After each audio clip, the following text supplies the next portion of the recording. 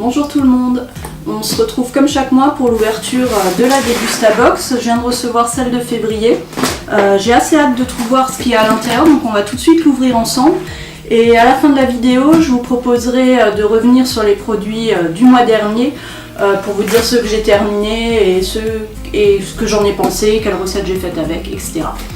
Allez, ne perd pas de temps, on va ouvrir la box du mois de février.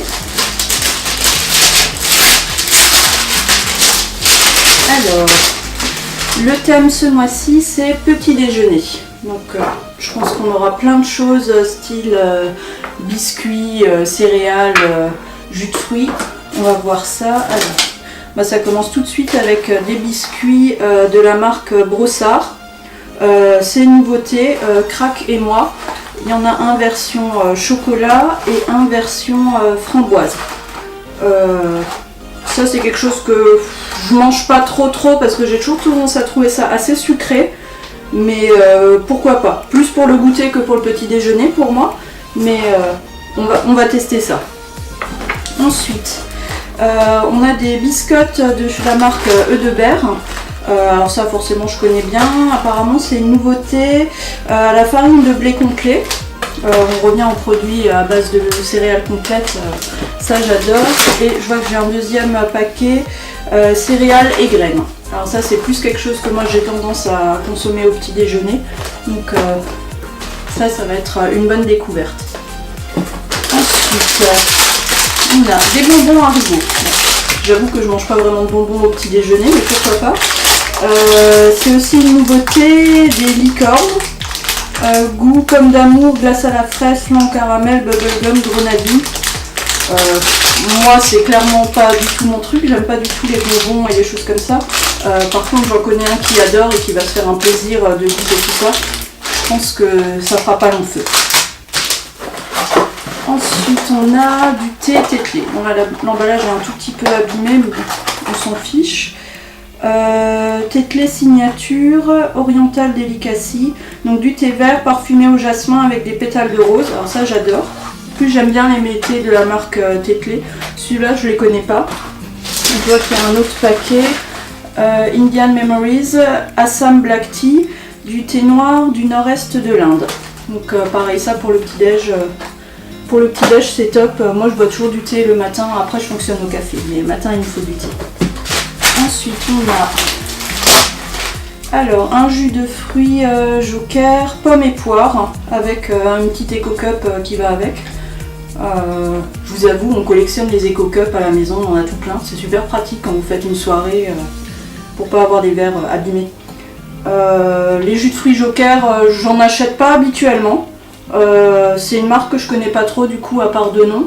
Donc je vais faire le test, voir s'ils sont bons. Ensuite on a des pommes potes. Alors ça on en consomme beaucoup à la maison parce que c'est pratique pour emmener dans le sac. Pommes potes 5 fruits. Pommes origine France. Donc ça c'est sympa. Moi je les aime bien les pommes potes parce qu'il n'y a pas de sucre ajouté, c'est pas ultra sucré, c'est super pratique. Bon à part le sur-emballage, mais bon là on peut pas vraiment faire autrement pour emmener, c'est super pratique quand même. Ensuite on a des petites briques. Ah c'est du lait d'amande, donc ça j'aime beaucoup. Je bois pas de produits laitiers, lait de vache. Par contre je tourne au lait d'amande, j'adore ça pour mes céréales ou pour les smoothies et tout ça. Là on a des petits laits d'amande à boire avec une paille. Amande vanille et amande chocolat avec des super aliments. D'accord, donc c'est enrichi avec des protéines, du calcium et tout ça. À boire. D'habitude, tout ce qui est produit enrichi, j'achète pas trop. Mais on va goûter ça. Si c'est un bon goût de lait d'amande, pourquoi pas.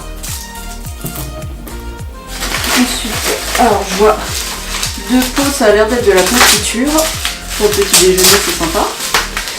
Alors, c'est des confitures de chez Purvia. Donc c'est un substitut de sucre à base de stevia, ce qui permet d'alléger en sucre. Je suis pas fan de la stevia comme ça en tant que telle parce que je trouve qu'elle donne quand même un petit goût. Je sais pas ce que vous en pensez, n'hésitez pas à me le dire en commentaire. Par contre j'ai pas encore goûté de confiture avec de la stevia, donc ça je suis curieuse de goûter pour voir ce que ça donne, hein, si on sent vraiment bien le goût du fruit. Là c'est une confiture de myrtille et l'autre c'est une confiture de framboise. Moi ça tombe bien, c'est mes deux confitures préférées, donc ça je ferai le test assez vite pour voir quel est le goût et si la stevia donne un goût ou pas aux ingrédients. Et ensuite j'ai 2 barres de céréales coconut, donc je pense que c'est céréales et noix de coco.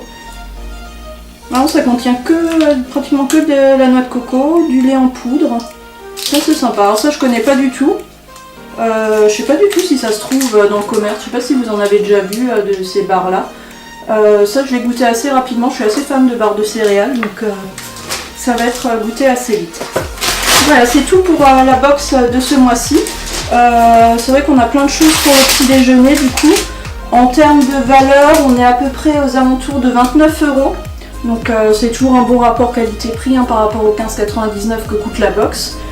Et il y a pas mal de choses que je connais pas encore ou de marques que j'ai pas l'habitude d'acheter. Donc je suis assez contente d'essayer.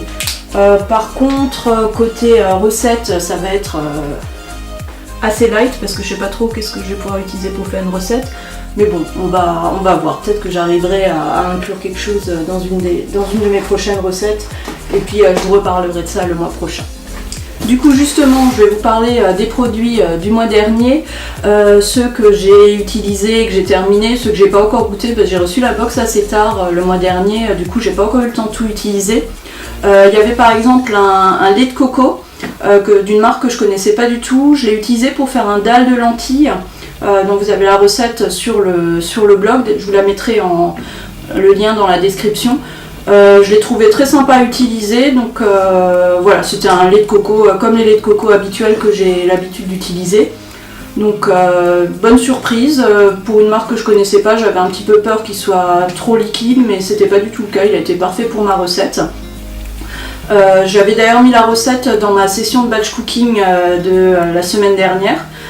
Et j'avais également utilisé les amandes, vous savez le petit sachet là, Wonderful Almonds, j'avais fait une salade avec, parce qu'il n'y en avait pas beaucoup, je l'ai utilisé pour agrémenter une salade de carottes, endives et feta. Vous pouvez retrouver toutes les recettes en lien dans les descriptions. Les madeleines aussi, je les ai goûtées. Elles sont parties super vite, comme toujours avec ce genre de produit. Je les ai trouvées un tout petit peu trop sucrées avec la confiture qui est à l'intérieur, mais bon, ça c'est vraiment propre à moi, j'aime pas du tout quand c'est vraiment sucré, donc j'ai eu un peu de mal avec ça. Mais voilà, j'aime beaucoup les produits Carcadelac et c'était des super bonnes madeleines, un très bon produit. J'ai essayé aussi la salade rénal et roclore, ça à base de lentilles et de quinoa. J'en ai fait une salade un peu plus complète, j'ai ajouté de l'avocat et de la feta. J'ai trouvé ça super bon, ça m'a vraiment étonnée, parce que j'aime pas trop les produits tout prêts d'habitude, mais là j'ai été vraiment agréablement surprise, le goût est top.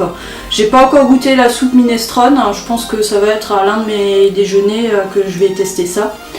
Il y avait également les Fisherman's Friend, bon ceux-là je les connaissais déjà, donc ils ont atterri dans mon sac à main et ça je les ai toujours sous la main. Et qu'est-ce qu'on avait encore d'autre? Ah oui, les céréales de chez Jordan's. Alors perso, bon c'est des céréales pour enfants, donc on a des pétales de flocons d'avoine et des céréales soufflées. C'est pas trop mon truc, je préfère les muesli, les pépites un peu plus croustillantes, mais là si on part du principe que c'est des céréales pour enfants, franchement elles sont top, surtout qu'elles sont pas du tout sucrées, vraiment un bon produit, donc, mais plus pour les enfants. Enfin moi j'ai pas été super emballée par le côté, ça devient vite mou quand on met du lait dessus, donc, et puis c'est pas trop pratique pour manger avec un yaourt ou une compote comme j'ai l'habitude de manger mes céréales. Et il y avait également des pâtes lustu cru au blé complet, donc ça je les ai utilisées assez rapidement, on mange à peu près une fois par semaine des pâtes à la maison.